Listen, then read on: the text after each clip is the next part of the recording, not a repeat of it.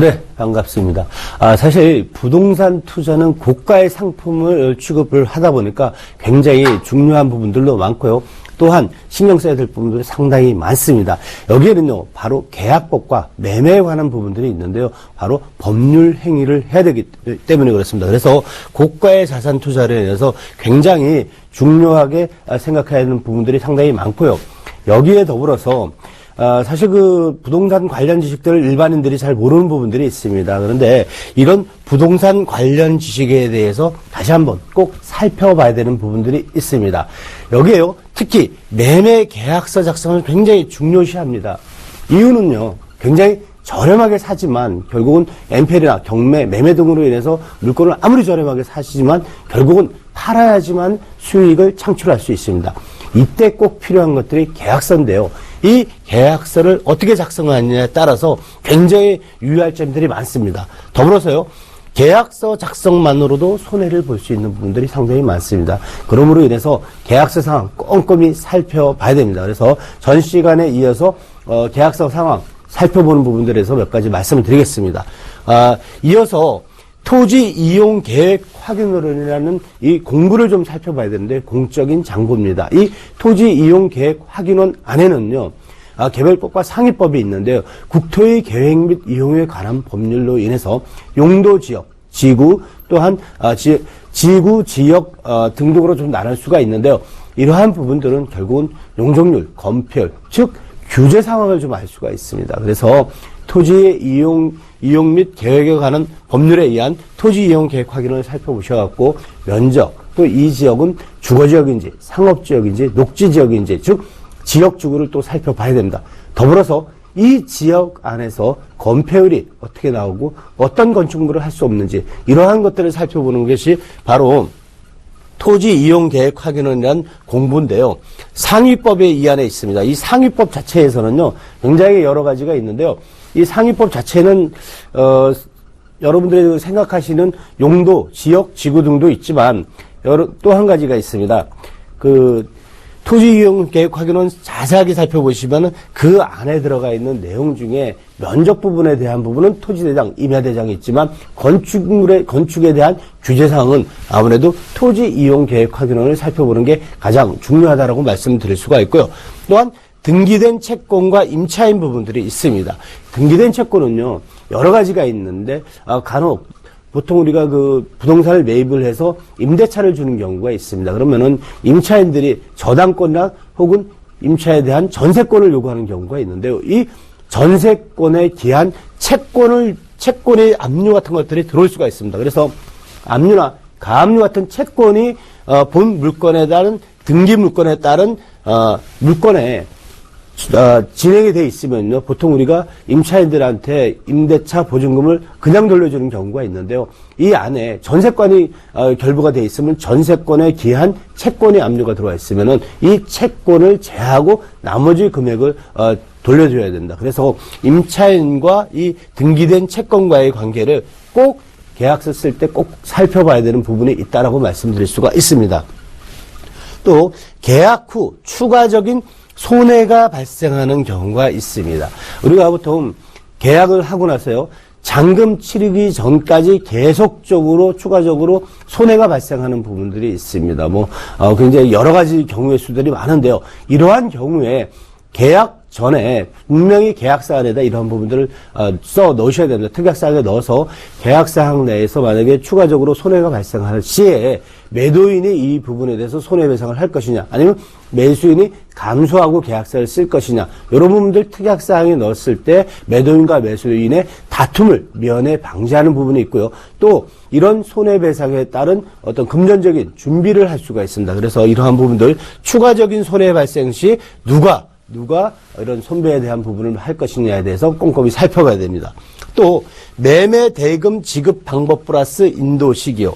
매매 대금을 보통 우리가 계약금 넣고요, 나머지를 잔금 처리할 때 은행 대출로서 가름한다, 이런 부분들이 많은데요. 사실 은행 대출에 대한 채권자와 채무자의 명의 변경이 필요합니다. 이럴 때 매수인이 매도인과 똑같은 금융 조건이 되지가 않습니다. 신용평가 기준 여러 가지가 차이가 있는데, 이러한 부분들에 매도인이나 매수인이 이렇게 충분히 검토를 해서 매수인이 신용 상태를 정확하게 체크를 하셔야 되고, 또 은행에서 또 대출 관계를 이율이나 또 새로운 매수인이 왔었을 때 그만큼 대출 금액을 해줄 것인가에 대해서 충분히 따져봐야 됩니다. 그래서 그러한 지급 방법에 대해서 계약서에 충분히 검토하고 또 넣어 놓으셔야지 매수인이 은행 대출이 안 나와서 계약을 해지하자, 혹은 매도인이 은행 대출이 안 나와서 당신들 인도 시기에 대해서 좀 늦춰줄 수밖에 없다, 이러한 부분들은 분명히 인도 시기와 맞물려서 지급 방법에 대해서 정확하게 적어놓고요. 또한 손해배상에 대한 책임 부분도 특약사항에 넣어야 된다라고 말씀드릴 수가 있습니다. 여기에요, 주택매매가 법인, 부가세, 국민주택 이상에 대해서 좀 여러 가지가 있는데요. 취득세나 혹은 등록세, 또 양도세 부분에 이러한 부분들이 있습니다. 사실 주택이 85평방제곱미터 미만인 경우에는요, 국민주택 이하입니다. 그래서 국민주택 이하인 경우에 비과세인 경우가 많은데요, 85평방제곱미터 이상은 비과세가 아닌 부분들이 많습니다. 그래서 이런 부가세 부분을 과연 누가 낼 것이냐, 매도인이 낼 것이냐, 매수인이 낼 것이냐, 아니면 부가세 별도로 할 것이냐, 꼭 계약서상에 첨부를 해야 됩니다. 그렇지 않은 경우에는 법인한테 매입을 할 때 부가세를 오히려 더 내야 되는 경우가 있고요. 아니면 반대로 나중에 매각을 하실 때 부가세를 2번 내는 경우도 있습니다. 그래서 주택매매에서 법인 및 부가세, 국민주택 이상이냐 아니냐에 대해서 따져봐야 되고요. 또한 취득세 문제는요, 굉장히 중요합니다. 취득세 자체가 85평방제곱미터 이상이냐 아니냐에 따라서 굉장히 또 추후에 붙는 추가적인 세금이 여러 가지 틀릴 수가 있기 때문에 이러한 부분들은 계약서 사항에 꼼꼼히 적어놔야 된다고 생각이 됩니다. 여기에요, 상가 건물과 오피스텔 매매 시 건물분에 대한 부가세가 있습니다. 이 건물 부분에 대한 부가세가 별도인지 혹은 개별적으로 나올 것인지에 대해서 꼼꼼히 살펴봐서 누가 낼 것인지 정확히 계약서에다가 명시를 해야 됩니다. 여기에요, 법인 매매가 있습니다. 법인 매매가요, 상가 및 오피스텔 매매가 법인 매매를 할 경우에 여기에도 부가세 부분도 있지만 실질적으로 법인이 은행 대출이나 이런 부분들을 꼼꼼히 살펴서 나중에 은행 대출이 안 나와서 이런 부분 포기하는 할 때 누가 이런 손배에 대한 부분에 책임을 질 것이냐 꼼꼼히 살펴봐야 되고요.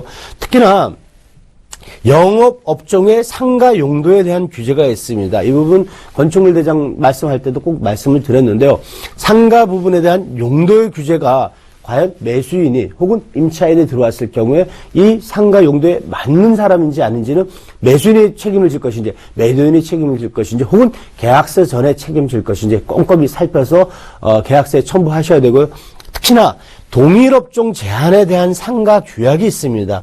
이 상가 규약을 모르고 우리는 프랜차이저 커피숍이 들어가려고 그랬는데 이웃에 바로 커피숍이 있음으로 인해서 동종업종 상가 규약에 의해서 동종업종 제한이다, 이런 경우에는 원래 원했던 커피숍을 입점하지 못하는 경우가 있습니다.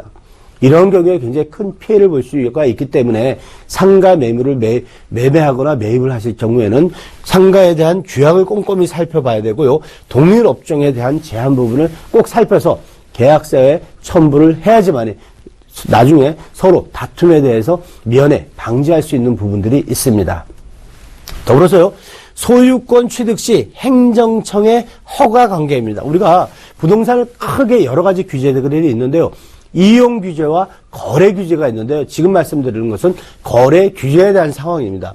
농지를 취득을 하실 때는요, 농지 취득 자격 증명원이라는 것이 꼭 필요합니다. 그래서 농지법에 의해서 농지는 농지 취득 자격 증명원이 꼭 첨부가 돼야지 소유권 이전을 하는데요. 그럼에도 불구하고 이 농지가 나오지 않는 경우가 있습니다. 여러분, 그런 경우에는 매매 계약 시 나중에 잔금 치르기 전에 누구의 이유로 인해서 계약이 해지되고 계약이 끝까지 못 가는 부분에 대해서 손해배상에 대한 부분을 꼼꼼히 살펴봐야 되고요. 또한 토지 거래 허가 구역이 있습니다. 특히 제주도 같은 경우는 이런 경우가 많은데요. 이러한 경우, 특히 제주도 뭐 땅값이 올라간다 그래서 토지 거래가 계속 되는 경우가 있고 토지거래 허가가 나지 않는 경우가 있습니다. 또 외국인 같은 경우도 그런데요. 외국인 같은 경우도 거래 허가 구역에서 거래 허가가 안 나면은 계약 자체가 무효가 되는 경우가 있습니다. 이랬을 때 손배에 대한 부분들 꼭 명시해야 된다라고 말씀드릴 수가 있고요. 외국인의 부동산 취득은 행정청의 허가 관계가 상당히 많이 필요합니다. 외국인의 부동산 취득 같은 경우는요, 면적 대비 또 금액 대비 여러 가지 까다로운 부분이 있으니까 매입하시고 혹은 매도하시기 전에 꼭 살펴봐야 되는 부분이고요. 외국 거주자의 양도세의 선납 조건이라는 부분들이 있습니다. 우리나라 토지 중에서 외국인이 매입을 해갖고 갖고 계시다가 우리나라 내국인한테 부동산을 매각을 하실 때는 바로 양도세 선납 조건이라는 게 있어요. 그래서 등기를 내기 전에 양도세를 냈다는 그 선납 조건부 등기가 나오는 경우가 있기 때문에 상당히 바로 외국인의 부동산 매각을 할 때는 꼭 양도세 선납 조건은 계약서 안에 꼭 명시해 두시고 나중에 이러한 부분들 손해배상이나 다툼이 생겼을 때 누가 책임져야 되는지에 대해서 꼭 명시를 해야 된다라고 말씀드릴 수가 있습니다.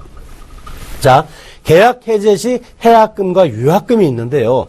채무불이행과 손해배상 등이 있습니다. 자, 채무불이행은요, 바로 일반 부동산을 매각을 했는데요. 매각을 했는데 매도인이 물건, 즉 현금을 다 받았는데 부동산을 넘겨주지 못했을 때 매도인 측에서 나오는 것이 바로 이 불이행이라고 말씀을 드릴 수가 있고요. 이 손해배상은 어떤 경우냐면 계약을 해지했습니다. 그런데 매도인이 변심이나 혹은 지가의 갑작스러운 상승 또 여러 가지 변화에 의해서 매도인이 계약금을 받은 다음에 물건을 다 돌려주지 않고, 즉 해당 부동산을 주지를 않고 인도를 하지 않고 그냥 해제를 했을 때 바로 계약금의 약 2배에 해당하는 부분에 대한 손해배상, 즉 유약금 형태의 부분들이 있습니다. 그래서 이런 부분들은 꼭 계약서 사항에 적어 놓으셔갖고 향후 다툼을 미연에 방지하는 부분이 꼭 필요하다라고 말씀드릴 수가 있고요. 관리비 및 공과분 부분에 대해서 있는데요.